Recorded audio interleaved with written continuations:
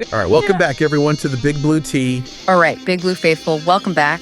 You know we love digging into everything New York Giants. And today, day 6 of training camp, let me tell you, it was absolutely sweltering out there. Not just the weather, the intensity, too, just blistering. Okay, let's unpack this scorcher. Yeah, absolutely. Yeah. And our job today really is to pull out the key stuff from that recap. You know, what actually matters for you listening. We saw bruises, some breakouts, and yeah, that one fullback cameo honestly had me wondering what I was seeing. You know it. I am so ready to dive into all this Big Blue action. Let's just get straight to it.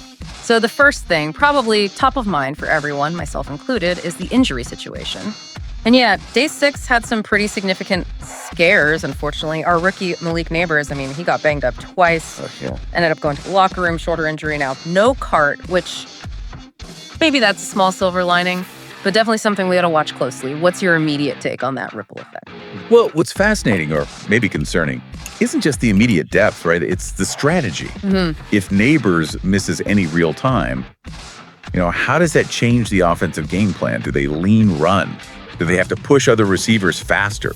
It's a big question. Right. We also saw Tyler Nubin get smacked pretty good on a rare deep ball from Russell Wilson. But credit to him, he came back for team drills, showed some real toughness there mentally and physically. Good sign. Okay, that is a good sign. The one that really stood out negatively, though, DJ Davidson, right leg injury.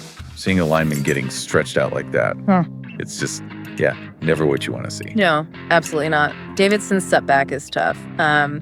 Slightly better news, maybe. Wan'Dale Robinson, Brian Burns, they were out for walkthroughs. Rondale didn't do team reps, which is, a bit of a bummer.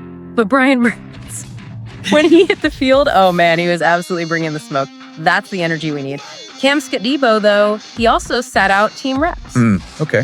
So a mixed bag on the injury front, really. Now let's pivot a bit. The standouts and maybe some slapstick moments. Rookie Abdul Carter. Wow. This kid is just racking up these in-theory sacks, right? And apparently just blew up both move the ball periods. Yeah. What's that performance telling you about maybe the defensive schemes? Well, those in-theory sacks, they're more than just, camp highlights. It could hint at how they plan to use him, maybe more creative blitz packages, exploiting that burst he has, even if he's not starting every down just yet. And speaking of moments, Jaxson Dart hitting little Jordan Humphrey for that touchdown. Kind of poetic revenge, like you said. That was awesome. Showed some real command there. A clutch spot. Nice to see. It really was. But okay, the real what on earth just happened moment. Elijah Chatman lining up at fullback. What was that? Fullback. Okay. I know. Yeah. You almost wonder if they just needed a body, right? Yeah. But seriously, it makes you ask, was that a real experiment? Like some weird short yardage package? Or just camp weirdness? It ties into that bigger picture, maybe, of coaches trying anything to spark something. Camp weirdness feels right. Okay, speaking of the trenches, let's hit the O-line drama, D-line woes. Evan Neal looked pretty sharp in the one-on-one drills, holding his ground well. That was good to see. But then when they asked him to pull or hit the outside zone stuff, it got messy. Yeah, and that's the tricky part, isn't it? The one-on-one pass pro looks better, encouraging.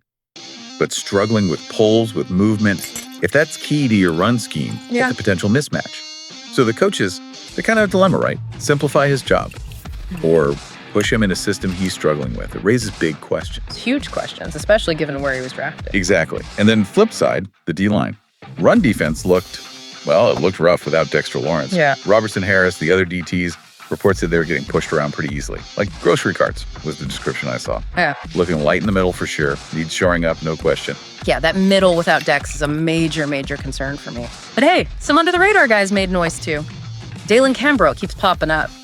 Drew DPI on Deonte Banks. Again.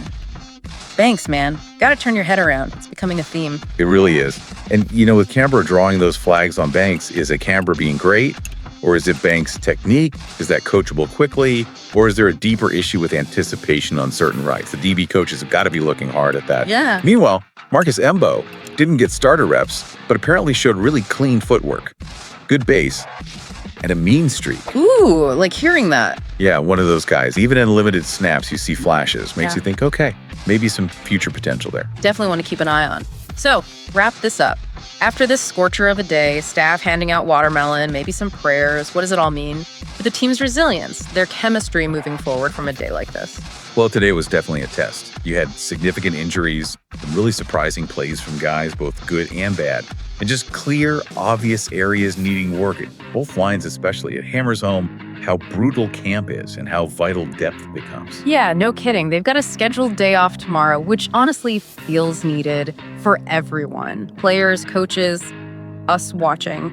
I kind of feel like today's heat plus everything else might cause some emotions to boil over, so maybe that day off is perfect timing. But it makes you think, right, what do these really tough, intense days actually mean for team chemistry down the line, and how do they bounce back? Not just from the injuries, but how do they build on those little unexpected wins we saw today as they keep pushing towards the season? Definitely something to chew on. All right, well, I think that just about wraps things up for this deep dive. Yeah, seems like a good place to pause. Just wanted to say a massive thank you for tuning in to Big Blue Tea. Absolutely. And a huge shout out always to Black Freezy TV. Oh, For definitely. the fantastic programming, the production, everything that makes this possible. Yep, their work behind the scenes is just really appreciated. It really is. This has been Big Blue Tea. Until next time.